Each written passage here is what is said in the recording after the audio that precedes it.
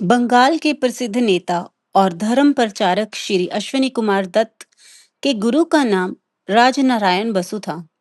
वे बड़े भगवत भक्त थे। जीवन के अंतिम दिनों में उन्हें लकवा मार गया था। इस वजह से वे राजगृह में रहने लगे थे। श्री अश्विनी कुमार दत्त उनके दर्शन करने गए। गुरु की बीमारी देखकर उनका मन बहुत उदास हो गया। वे उन्हें प्रणाम करने लगे। तभी राजनारायण बसु बड़े प्रसन्न होकर बोले, भैया अश्विनी, अरे तुम बहुत दिनों के बाद आए हो। आओ आओ।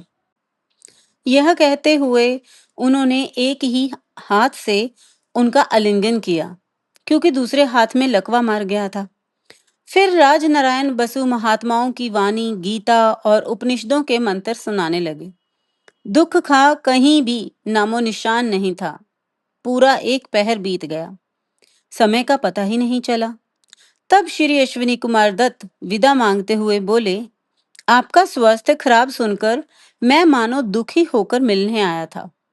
मेरे मन में बहुत उदासी छाई हुई थी, लेकिन यहाँ तो मैंने बिल्कुल दूसरा ही दृश्य देखा। यहाँ दुख तो कहीं दिखाई ही नहीं दे रहा। फिर उन्होंने पूछा, आप 3 महीने से बिस्तर पर पड़े हैं, क्या आपको कभी दुख का अनुभव नहीं हुआ?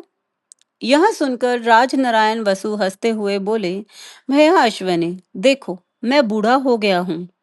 भगवान की कृपा से अब तक कितने सुंदर सुंदर दृश्य देखे, कितने सुख आराम भोगे। अब उन्हीं की कृपा से मुझे कुछ दिन रोगशैय्या पर सोने में प्रसन्नता क्यों नहीं होनी चाहिए।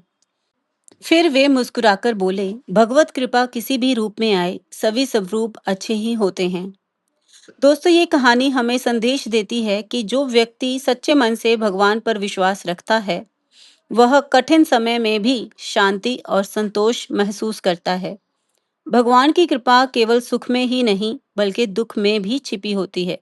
सिर्फ हमें पहचानना आना चाहिए। तो दोस्तों, अगर ये कहानी आपको अच्छी लगी तो प्लीज हमारे चैनल को सब्सक्राइब करें। इस कहानी को अपने दोस्तों के साथ शेयर जरूर करें।